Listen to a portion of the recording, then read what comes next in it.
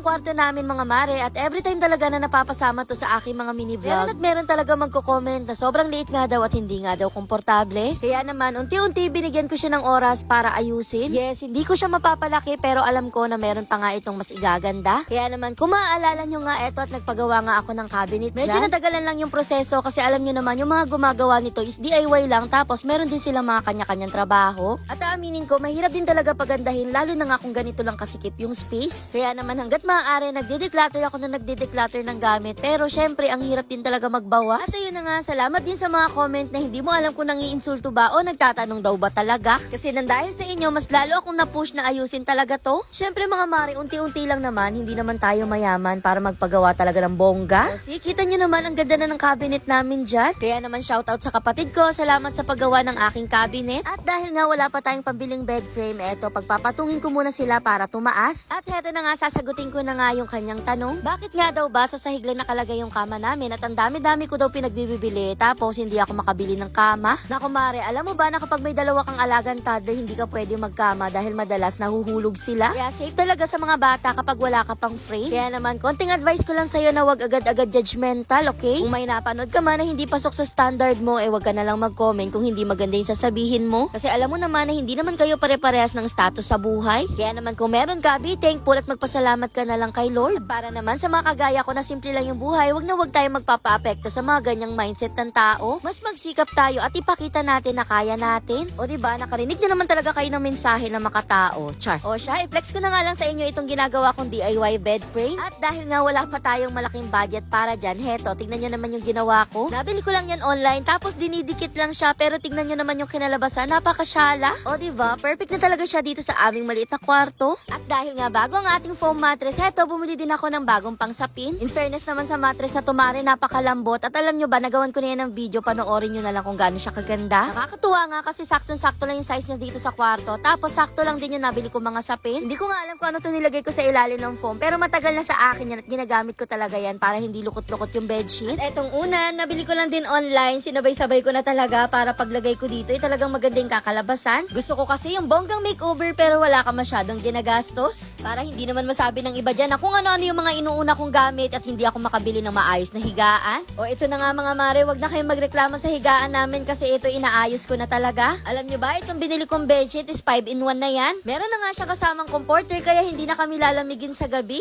Aba, alam nyo naman kapag tumatanda na kaso walang choice ang Mima dahil ang mga anak ko ay masyadong mainitin. Ako nilalamig na pero sila pawis na pawis pa rin. At ito nga, first time ko lang maglalagay ng sapin dito sa aming comforter. Pero in fairness mga ma, wala talagang kahirap-hirap, hindi ako pinagpawisan dyan. Sobrang ganda kasi nitong comforter na nabili ko, sobrang solid. Madalas kami nag-staycation sa hotel kaya nakikita ko talaga yung mga sapin nila at gustong gusto ko talaga yun ma-achieve. Kaya ito na nga mga mi, ito na talaga yung pangarap kong higaan. Sa wakas, magagawa ko na nang hindi ako masyadong gumagastos ng malaki dahil wala naman tayong panggastos. At heto na nga yung resulta ng ilang araw na pag-DIY namin dito sa kwarto. At sana nasiyahan at nag-enjoy kayo sa inyong panonood. Salamat sa suporta. Kita-kits na lang ulit sa aking next mini vlog.